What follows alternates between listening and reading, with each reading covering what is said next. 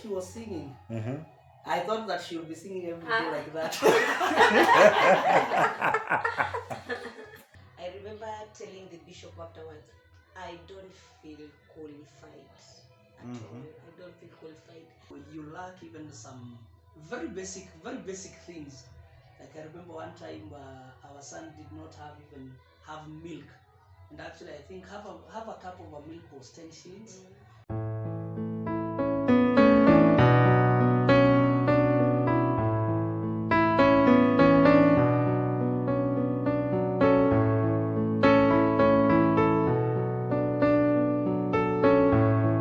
Karibuni sana, Bwana Yesu asifiwe, and greetings wherever you are. We trust that you're doing well. Thank you for joining us for yet another episode on the Kakai's channel. Tunashukuru leo tunawaletea watumishi wa Mungu. Kama mnavyoona wanang'ara, wanameremeta, na siku ya leo watakuwa wanatuhadithia story yao. Walipatanaje, je wako katika huduma, wanafanya huduma zipi na kwa njia ipi, and how do they balance between ministry and family, because this is very important for every person who has a family and every person who is called to serve in the body of Christ. So karibuni sana wageni wetu siku ya leo. Asante. Yes, tutaanza pengine na you can introduce yourselves. Tell us who you are, what you do, yes, and the ministry that God has called you into. Yeah, thank you very much. I'm Pastor Martin Gicharu. I love Jesus. I am a pastor, and I'm also a counselor, and I am happy to serve God. You know, it's actually nice just serving God and enjoying being in His service, because there is nothing much that we can do apart from just serving God. And I'm happy that we minister together with my wife. Yeah, I think as we continue, I'll tell you where we met each other.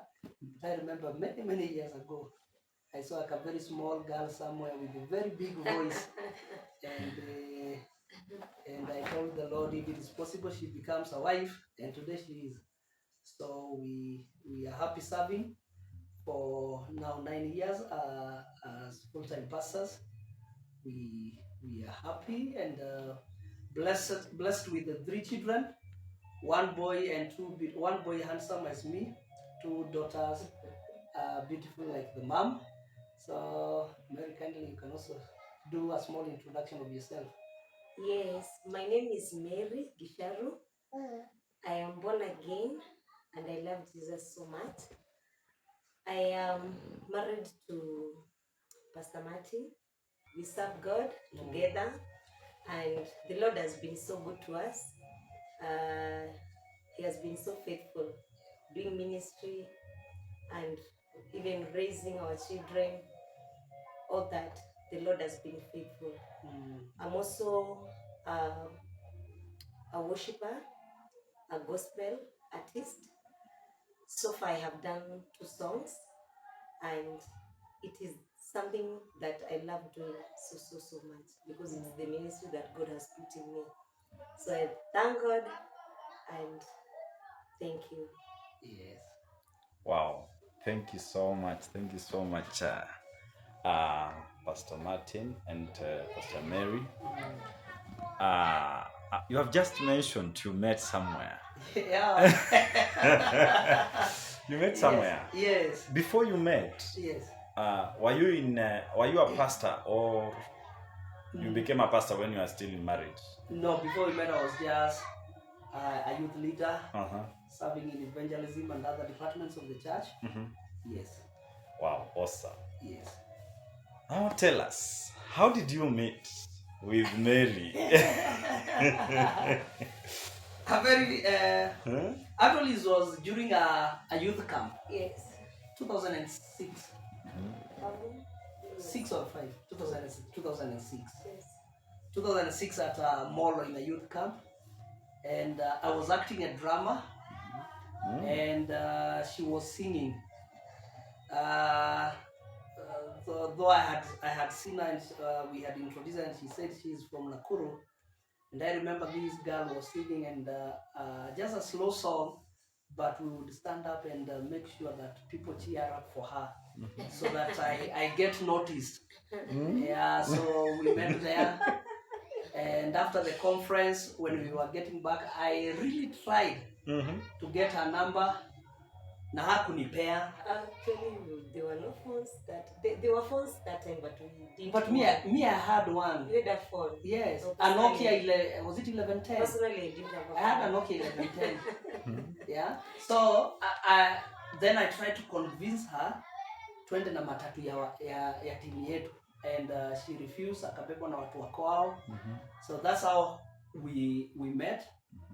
A girl with very big voice singing, and she refused to go back to Nakuru with us rather, and I think that's what I remember.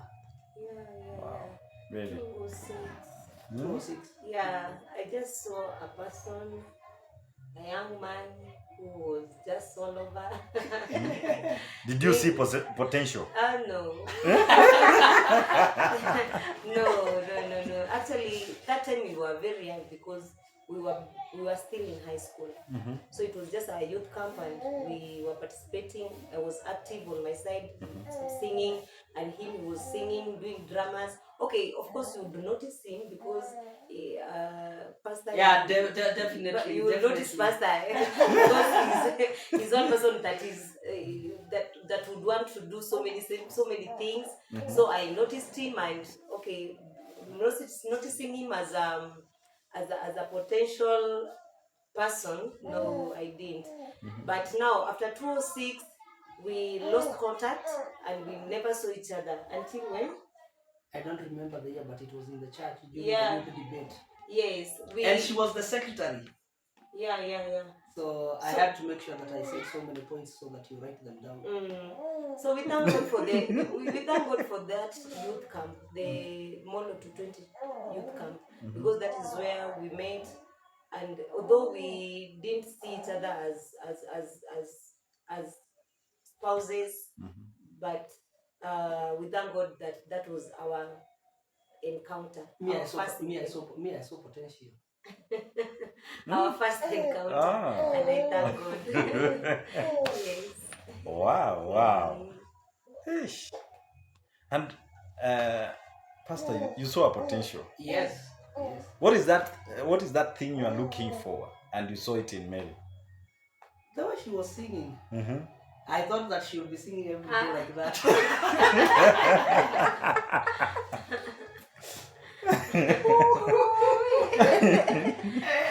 I thought my house I don't need a radio. You'll be listening to the songs. Yes. Wow. Yes.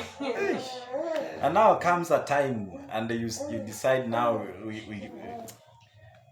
who developed the that thing of let me go and express myself. Wait.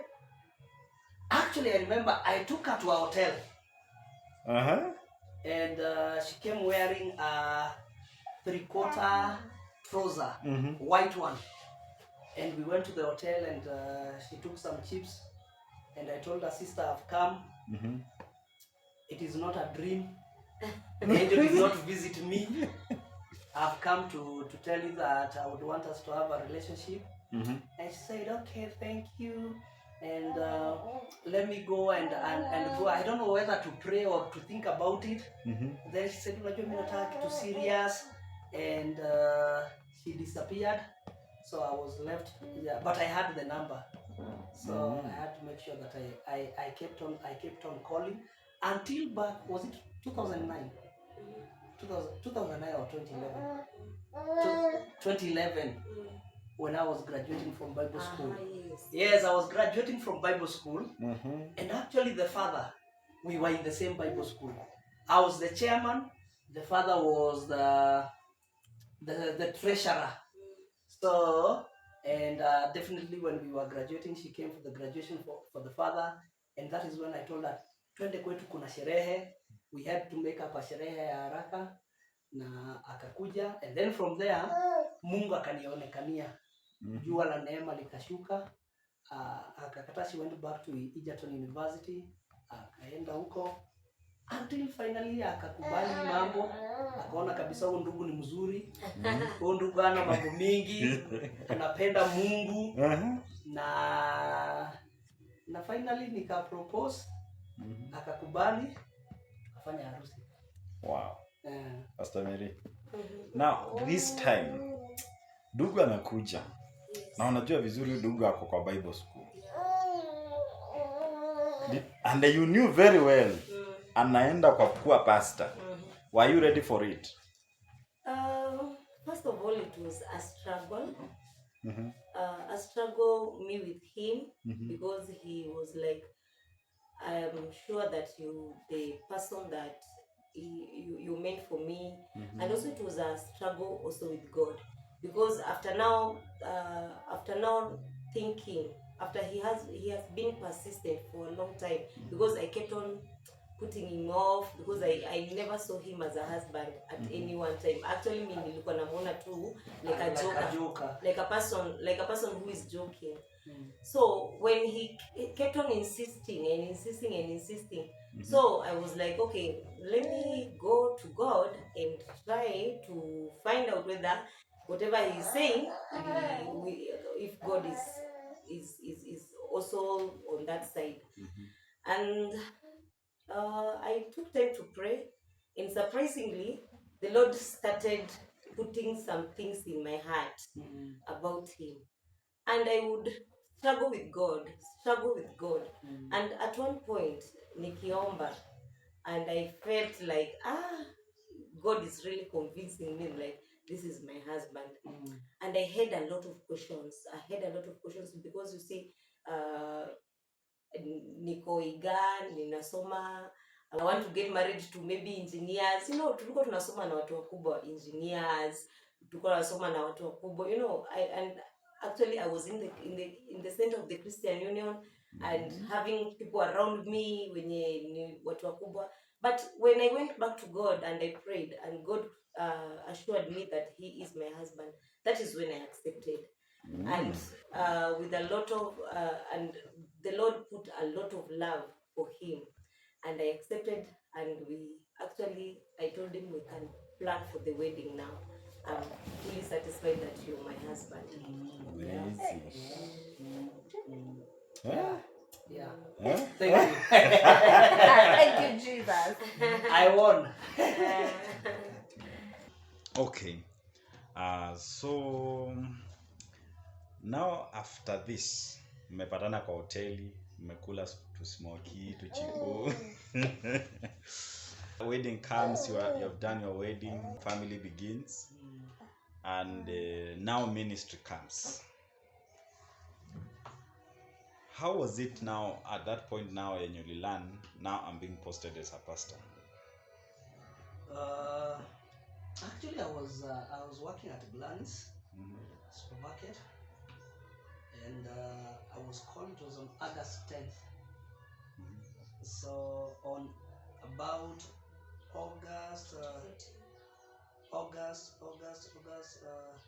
about 2nd of August, that is when officially I knew that now I'm being fully posted as a pastor. I was called by our bishop, and I started working. So, and actually he called the two of us. We discussed, because ministry has a lot of gray areas. We asked some questions here and there, getting to understand to know this and this. And for me, I knew that is what I really wanted. I was 100% sure, without any shadow of a doubt, that is where I was going. And we started the journey. So for you, you felt like now my dream has come. Yeah, I did not. I knew it is a time. Wow. A time that was long overdue. So I knew it was. It was already there. Though I still had some few fears here and there, which are there now that my family was very young. We are just newly married. I had some fears whereby, being as a pastor, will it will I be able like to provide? Will I be able to pay rent? Will I be able to provide food?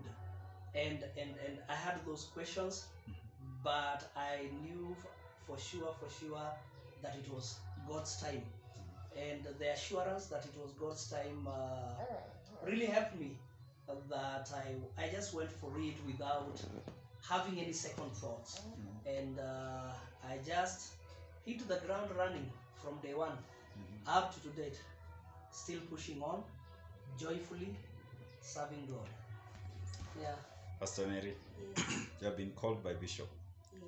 You from beginning, your mind was an engineer somewhere is coming, a doctor somewhere is coming, Yeah. but here comes a pastor, Yes. and you accept and you join in this marriage together. But immediately after marriage, you are called for assignment. Yes. And you are told Pastor Martin will be posted as a pastor, and you'll be serving together.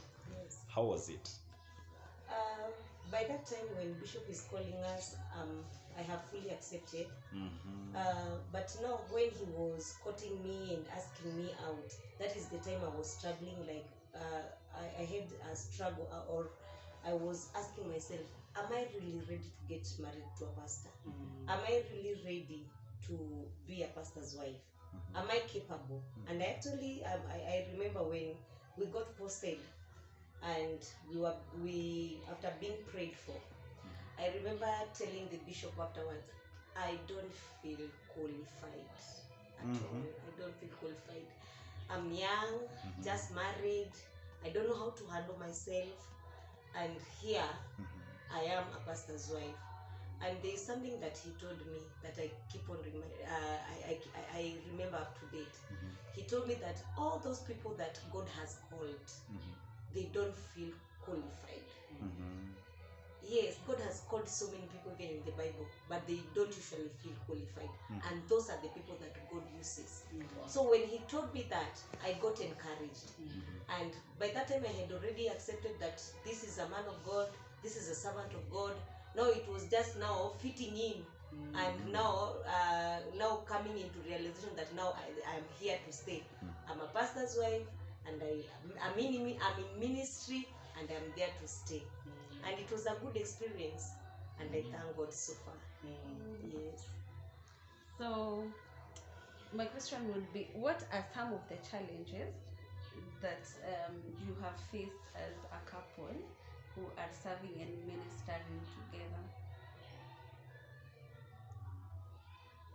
So many challenges.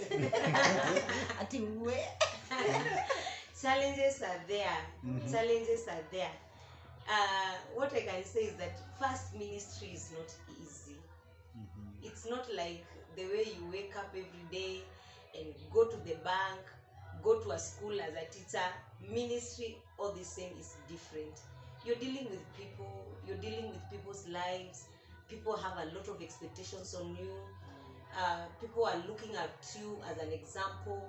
People are looking at you as a leader. So ministry by itself is a challenge, and if at all it's not God who holds people and assures them that I'm with you on this, people would give up. We would have given up. But the Lord has been together with us, and he has held us, and this far it is God. Challenges. Now there's the issue of challenges whereby you find people that feel like ni kuangukia umeangukia. Some may feel like the issue of rejection. That is something that we during the very first days we had there was a lot of rejection. But now having the confidence that you are in the will of God, you are in the line, you are still okay. So despite those kind of challenges there, as you start ministry, there is high financial strain. High financial strain because lacking in ministry, I think anybody that has been in ministry, they have gone through lack, whereby you lack even some very basic things. Like I remember one time our son did not have milk, and actually I think half a cup of a milk was 10 shillings, but we would not be able to even to get 10 shillings to buy milk because of some few issues here and there. And you know, we only just starting, but following ministry has been good. The other issue, another challenge is intensity of work. Intensity of work. Regarding that, at the same time, I also continued to further my education. So I'm studying, I'm having church activities, I'm having fellowships. There are people that you are seeing. There are other duties that that you've been given. So work was quite cumbersome, and that one became a challenge because you don't get any time at all to rest. 24 hours, 7 days in a week, you are on duty. So that one became so challenging. I remember there was a time that work was so much until I became sick and I went even to hospital. Okay, together with some other illnesses that I had received, some infection, but most of it was out of fatigue. So there is a lot of issues of fatigue that are there. Then the other issue is, you know, in ministry there are times that you make judgments, you will make decisions, and some of them when they come, you're very careful not to make a decision that will affect somebody negatively, and or the you know, also a challenge in ministry is that you can be doing something so good, but others may interpret it not the way that you are doing it. So these are all challenges that are there. They don't end. These challenges don't end, but as you continue and as you grow in ministry, you become tough.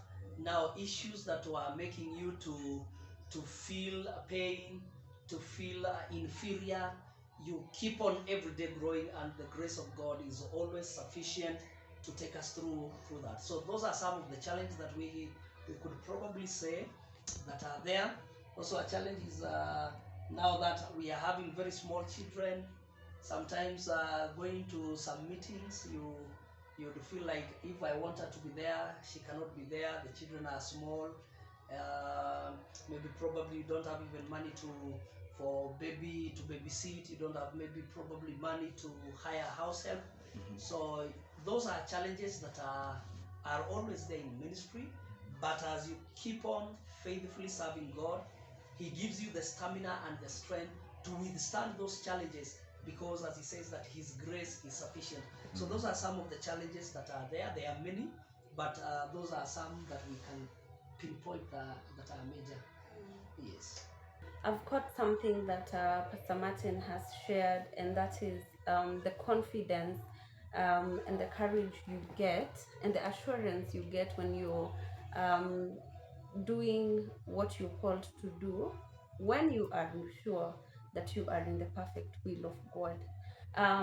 But even as I am sure that, yes, indeed, I'm in the perfect will of God, what else can I do to position myself strategically as an overcomer of any challenges that come with ministry? Mm. The challenges that ministers go through, and as I had said, that despite the fact that you know that you're in the perfect will of God, the fulfillment that you feel is what pushes people ahead. And again, prayer has always been my thing. So when you're faced with challenges, when you're going through things, because you go through even battles of life, so the assurance that you have when you go back to God, that is what makes us go. That is what makes us go ahead and ahead and ahead. So prayer is the most important thing. Prayer is the key thing to every minister. and that is what personally has kept me. I've always been a person who is always on my knees for my husband and for my family. So that is what keeps me going. Prayer. Yes. Uh, Also, the having a support system is very important. And in the support system, you must, so as a minister, you become very careful who comes to your support system. Not everybody should come in as support system. Like for example, like what I did for me is, one of it is, the your upline. You probably a senior pastor in the church where you minister is very important. If you create a good relationship whereby you can share things, and if he should become one of your support system. Apart from that, for me, one of the greatest support system I've received is actually from family. Family have been, I would say, the greatest support system that I've had. My sisters, my brothers, and mainly my parents, they would always come in to support me. I've seen them supporting me financially. I've seen, because sometimes you are up, sometimes you're down, and the challenges as they come, if you have a good support system like your family, is very important. Also, something else also to manage these challenges are things like your friends, because you still have friends. There are people that you had a relationship with. There are people that were your friends. It's always you bring them. You just don't drop them, because now you are a minister. You don't just drop them. You still keep connection. I still keep on connecting with my schoolmates. Some of them we were together in primary school. Some of them we were together in secondary school, and some of them we were friends just at home when we are growing up. So that one still gives you some mileage, and it gives you some sense of comfort despite there being so many challenges. And the greatest one is having a spouse who really supports you, who really supports and believes what you are doing. Though we say that being in the ministry is a divine business, is not a business like any other. Somebody who understands, and psychologically you are set and you're prepared. So those are some of the challenges and how you can be able to tackle them. I have a question. I know that you mentioned that Pastor Martin, you are also a counselor, Yes. and Pastor Mary, you've also done something with psychology, a psychological course. Is this something you did to help you understand people better?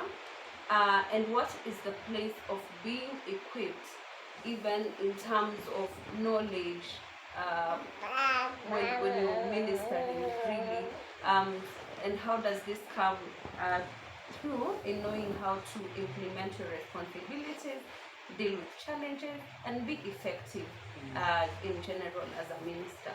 Yes. So counseling is a course that helps a person know how to deal with people. And basically, when I was doing counseling, I was a pastor's wife, and I saw it. It will add value to me when I know how to deal with people. You know, a ministry of dealing with people, or this thing of dealing with people, you need to deal with them in such a way that you will not frustrate them, you will not offend them, you will not. When a person comes and talks to you, you're in a position to help them. You are in a position to that person to feel fulfilled after talking to you. So I saw it would add some value to me. So I decided to do some counseling, and it has helped me a lot in knowing how to deal with people. Not actually solving people's issues, because in counseling we don't solve people's issue, but at least even making people understand themselves, even the challenges that they're going through, to make them understand and to actually help them go through the processes of different phases of life. Yes.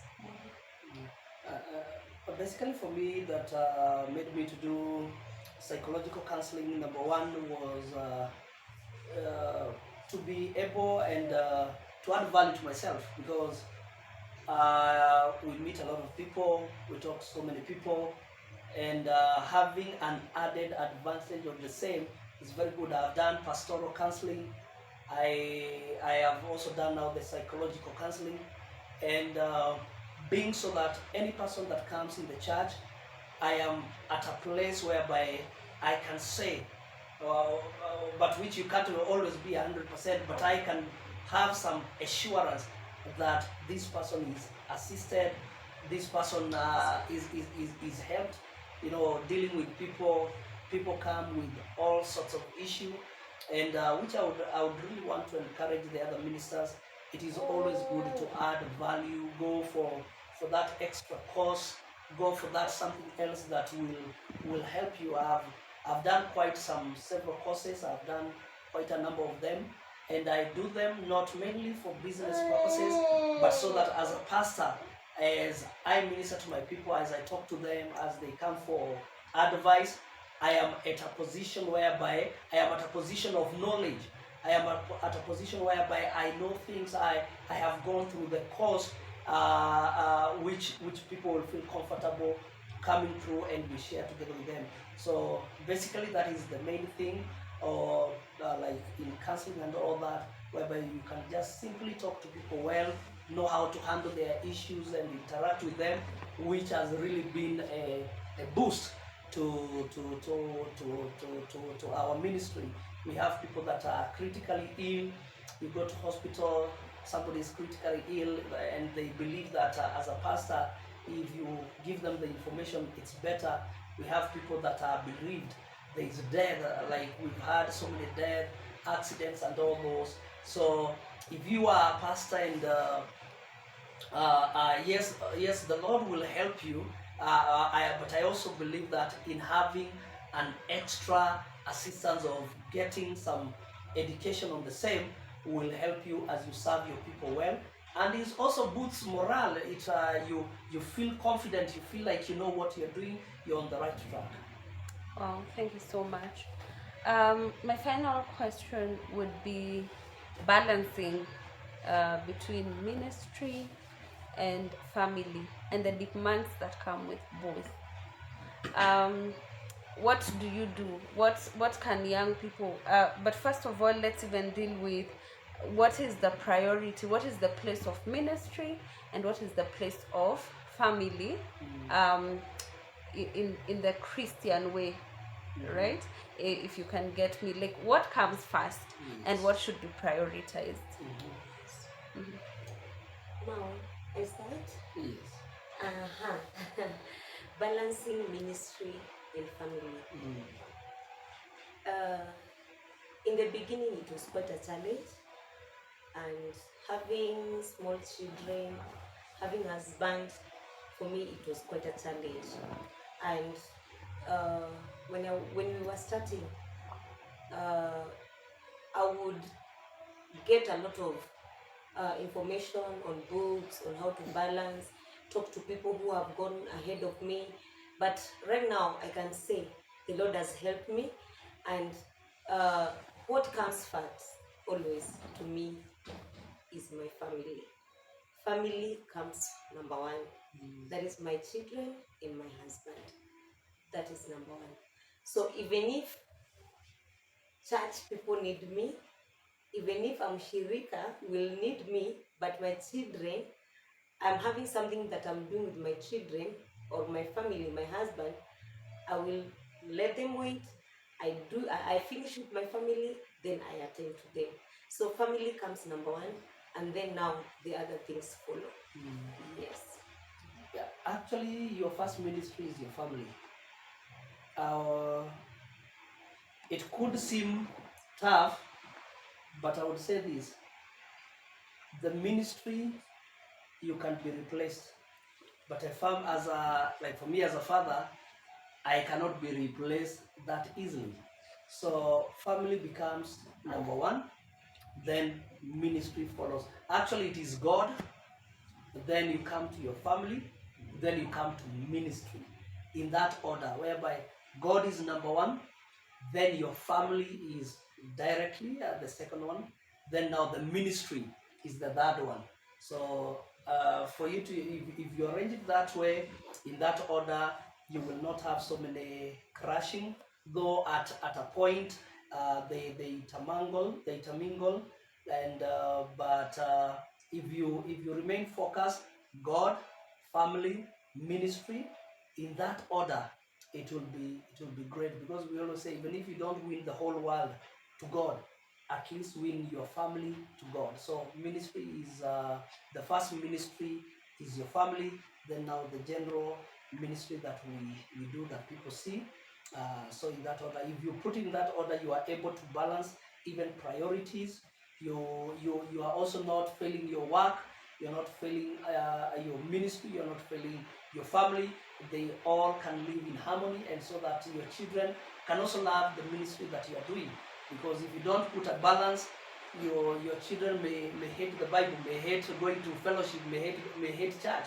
So you need to strike a balance, and a good balance in that case, when it comes to ministry and when it comes to family. Okay, thank you so much, Pastor Martin and Mary. Yes. On the same question, I've met several people, and like the wives, it's like they complain that their husband, they are so much committed in the ministry. How do you do it to make sure that you are present in your family and also you are present in the church, such that si ati utatoka asubuhi very early in the morning, watoto ama watoto wataamka waende shule, na wewe uamke ukuje church, na then jioni utaenda kwa mshirika mwingine, uende kwa mshirika, ukifika watoto wamelala. It's like the watoto wanakuona asubuhi ukiwaamsha muende church every day. How do you do it? Do you have a time? Is it like there is a time you set for your children, or how do you do it? Sometimes now on reality, sometimes there are things that are unpredictable.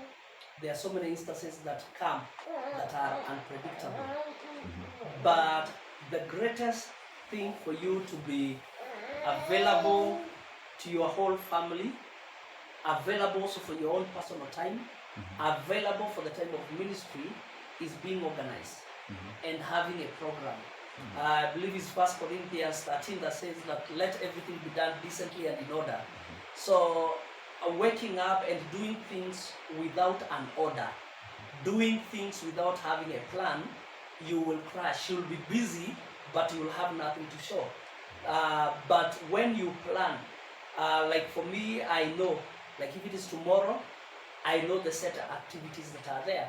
Unless something that has cropped up like an emergency, which can be understood, but I know there are limits that I can't go. And like when we are having like a back-to-back program, so tight, sometimes there are programs that are so tight. Maybe you're having meeting after meeting, back-to-back meetings, conferences and all that. I always make sure I sleep at my home. So long as if first of all the meeting is not far away, it's something that is manageable, I would always tell the ministers, make sure you sleep at your home. So unless it is there is the last option should be sleep outside, but the always try as much as possible, if you are able, to always make sure you sleep at home. Create also time. I create time with my children because I know my program. There are days that I know specifically when they are going to school. There are days that I know they are not in school. We create time. We play together. We go for shopping. We go to take tea and snacks together. We do all things that a father does with their family. The same with the wife. Ninaenda kumnunulisha vipodozi. Yeah, all those things, and they are nice. We go to to take for a cup of tea together. So it's all about creating time and having a program. If you don't have a program, you will always be busy. You will find yourself that you are so busy, but in the end of it all, you are losing valuable time with your family. It's just like the businesses that people do. You are employed, you are doing so many things, you are traveling here and there. You must also create time. Always make sure that number one, you create time for your family, because somebody once told me that time is created, time is never given. So you need to create as much time as possible, and once you get that time, do something constructive. Yeah, go there. If you have a car, wash the car with your son.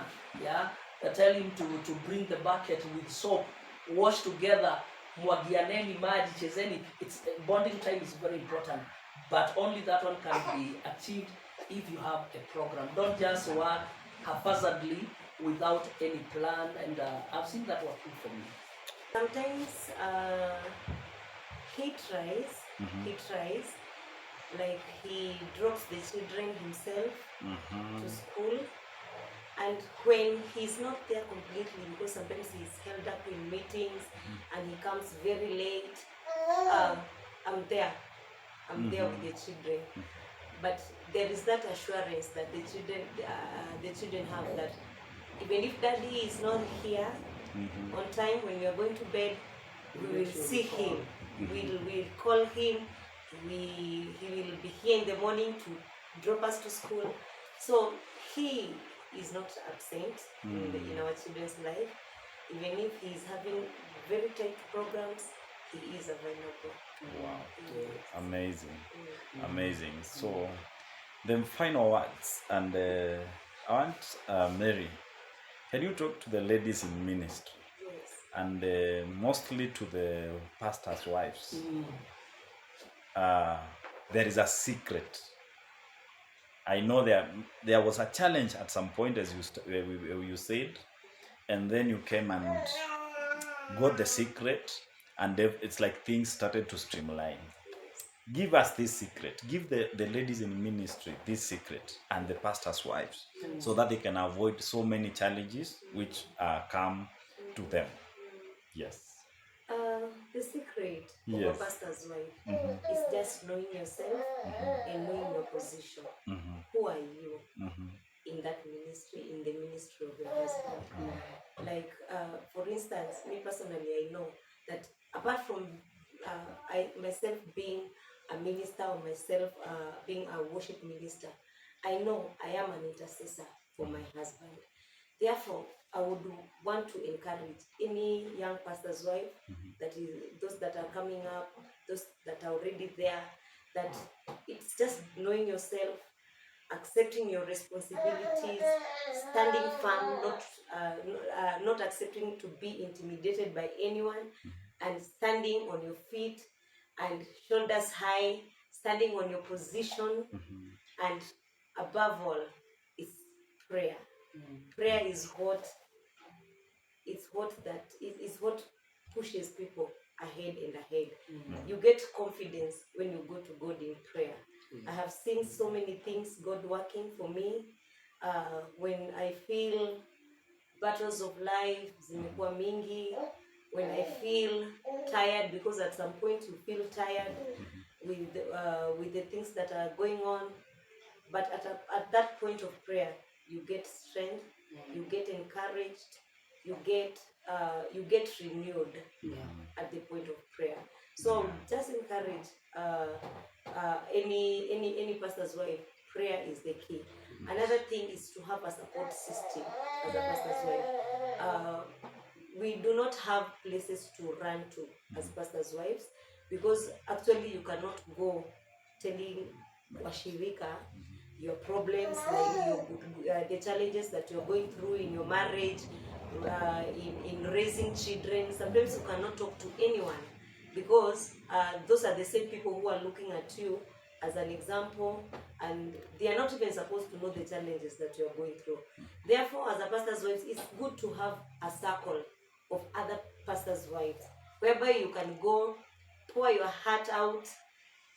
If you need to cry, you cry there, because there there's no one who's going to judge you. There are people who are ahead of you there. They are going to support you. They are going to tell you that we've gone through that and we overcame.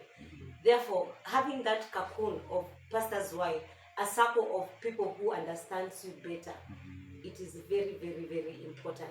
Also having people who can pray with you, having intercessors. They don't necessarily need to know the things that you're going through, but even in that church that you're pastoring, in that fellowship that you fellowship, it's good to have people who are standing with you. Yes. It's good to have people who are praying for you. It's good to have people who will always have you at heart. An intercessor is a very important person in a pastor's life or a pastor's wife's life. Yes. So it is good to have people who are praying for you, and it's actually a blessing to have people who are praying for you. Yes. Wow, amazing. So it's like they need to get involved in the pastors, in the ministry, and they pray for the pastor. Yes. You're always on your knees for your husband. Yes. Niwe unamshikilia hapa chini. Yes, and there is no let me say this. There is no one who will pray for your husband passionately like you will pray. Yes, there are people who pray for them, for pastors, and even they pray for family pastors. But you know the burden of that man of God. Yeah. You know the things that they are going through. And you know the heaviness where penye uzito iko. So you are able to go and pray to God and cry to God for the man of God. And God does miracles. Yes. So you stand with your husband, you go with him through thick and thin. Sometimes you go through a lot in ministry. But sasa munaendaga, yani when he's going through things, wewe yuko kando, munaendaga pamoja. When he's down, you are also down. When he's up, you are also up. So it's upon you. Ujue ya kwamba utashikamana na this husband of yours, utashikamana na this servant of God, mpaka mufike kwenye Mungu anataka. Because actually it's an assignment. And when God joined the two of you, he joined the two of you with a purpose, with an assignment.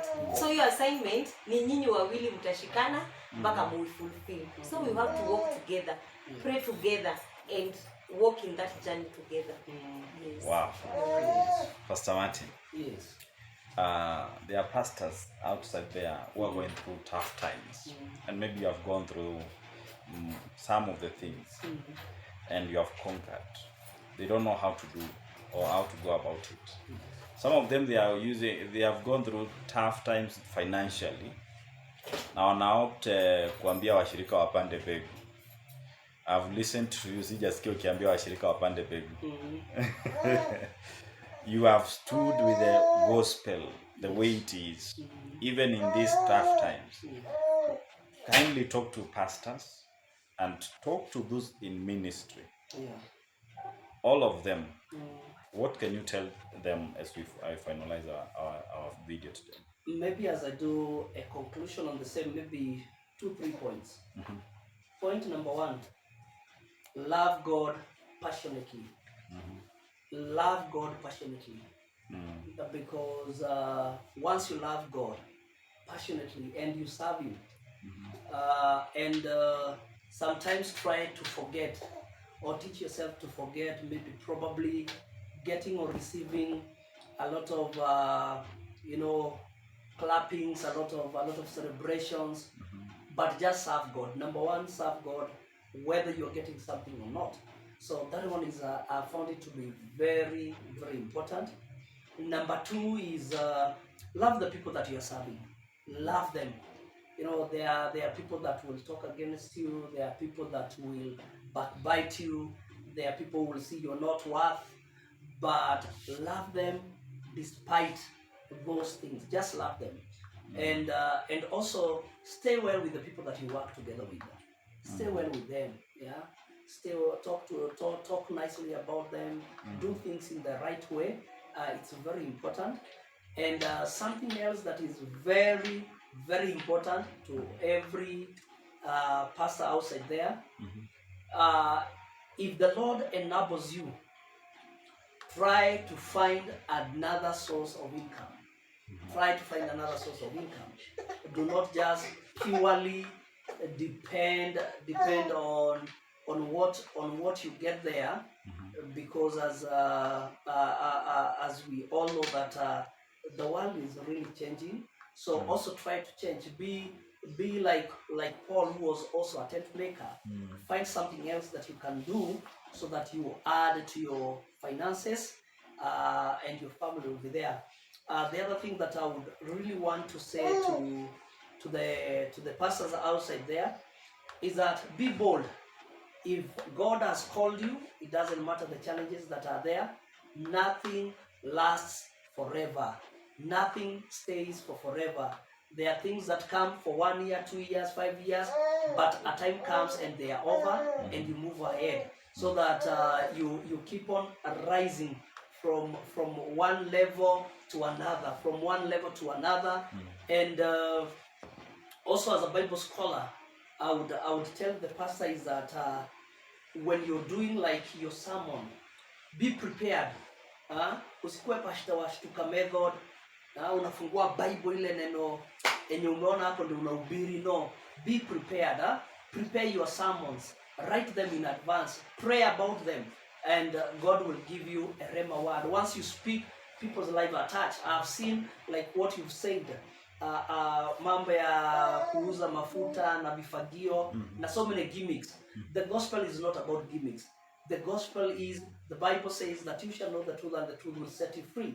So we don't need to like come and tunakaa nikaa tunatetea gospel. We only need just to show impartiality. We need to preach the gospel as it is, and once you do that, God will see that you are faithful, and when you become faithful in the work of God, He becomes faithful also to the things that you do and what you go through in life. So that is what I would really want to tell the pastors. Let us faithfully serve God, because the bishop of our soul, the chief shepherd, is coming with a reward to pay each and every one according to the work that they have done. May we be passionate. Let us love God. Let us be people who are a people of integrity and a people of good morals. Once we have that, I believe that this work, it's not ours, it belongs to God. So it belongs to God. Don't take it personally. Don't make like ministry is personal. No, there is an honor. He is Jesus Christ. He died for the church, and you cannot die for the church. Already somebody has died for the church. What you only need to do is stand, be faithful, and be counted as a faithful steward. So that is what I will tell the pastors outside there, both the young and the old, in Jesus' name. Amen. Amen. Wow. Thank you so much. It was an amazing moment hearing from you. And we have learned also, you're also in ministry. And there are others. I know our viewers are also learning through this video. May the Lord bless you so much, even your family, as you continue your ministry here in Nakuru, and even wherever God will send you. I know it is the plan of God. So that is it from us, guys. Thank you so much, guys. And all of us, we say bye-bye.